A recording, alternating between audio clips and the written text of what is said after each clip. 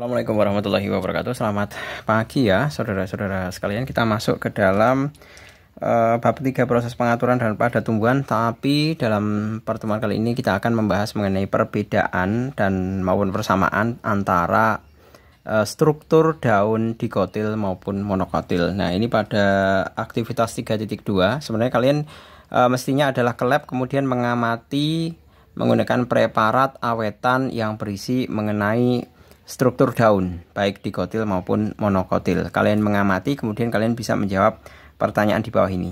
Nah, karena Pak Jul belum memiliki mikroskop, maka Pak Jul tidak akan memberikan proses pengamatan, tapi Pak Jul berikan sebuah gambar mengenai struktur anatomi daun dikotil dan monokotil. Nah, di sini ini adalah struktur yang dikotil dan di sini adalah yang monokotil. Nah, kelihatan ya di sini kalau antara struktur jaringan pengangkut antara silim dan floemnya, kalau pada dikotil ya, ini dikotil itu sama. Nah, berbeda dengan untuk yang pada jaringan bukan jaringan ya, berkas pengangkut pada monokotil. Di sini ternyata jaringan yang ada di tengah itu lebih besar dibandingkan jaringan yang lainnya. Nah, mengenai isi atau struktur jaringan yang ada antara dikotil maupun monokotil itu sama saja ternyata. Pengisinya sama saja.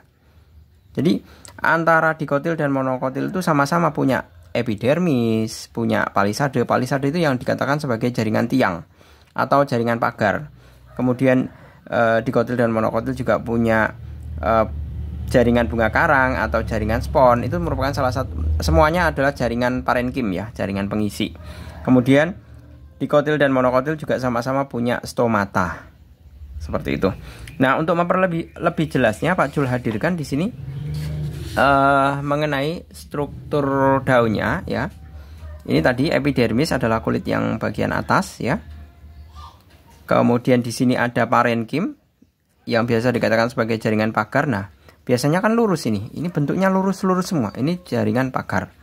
Kemudian jaringan bunga karang atau jaringan spon ini berongga. Kenapa berongga? Nah, disinilah nanti letak oksigen atau udara dimasukkan. Nah, ini adalah stomatanya, ya. Stomatanya dia yang memungkinkan udara atau udara bisa masuk. Seperti itu. Yang untuk memasukkan karbon dioksida untuk fotosintesis, karena fotosintesis itu kan butuh CO2. Nah, ini adalah merupakan penampang dari struktur daun. Jadi secara umum antara isi jaringan pada daun dikotil maupun monokotil itu sama. Bedanya hanya pada masalah berkas jaringan pengangkutnya. Kalau berkas jaringan pengangkutnya, kalau yang dikotil monokotil tadi ya, pada monokotil tadi adalah berbeda. Yang besar itu hanya ada di tengah. Nanti sebenarnya kalian bisa melihat lagi mengenai berkas pengangkut pada struktur akar seperti ini. Struktur akar perbedaannya, kalau monokotil struktur akarnya itu tersebar jaringan pengangkutnya. Tapi karena kita masih membahas mengenai daun ya, kita fokus pada daun dulu ya. Jadi kita bisa menjawab dari gambar tersebut, jaringan apa saja yang kalian amati sebagai penyusun daun monokotil. Tentunya adalah tadi ada palisade,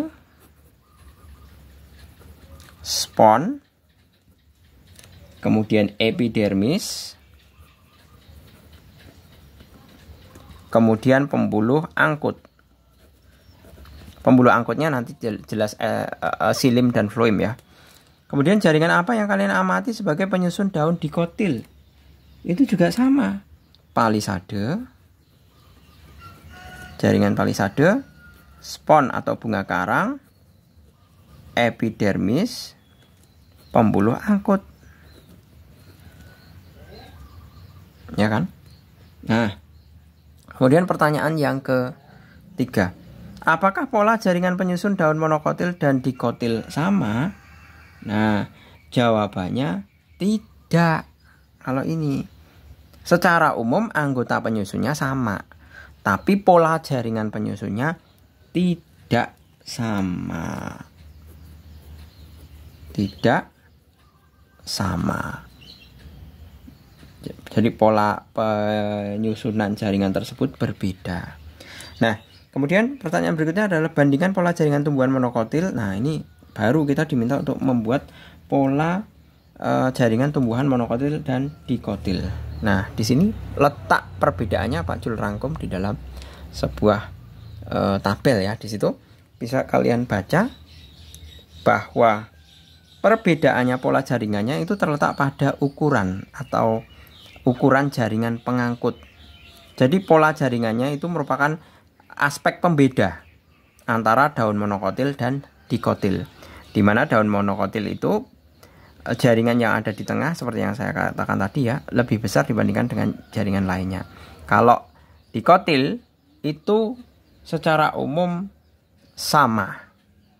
Jadi tidak ada perbedaannya. Kalau monokotil itu yang besar, itu yang tengah. Gitu ya. Saya rasa cukup, semoga bermanfaat. Terima kasih, selamat pagi. Assalamualaikum warahmatullahi wabarakatuh.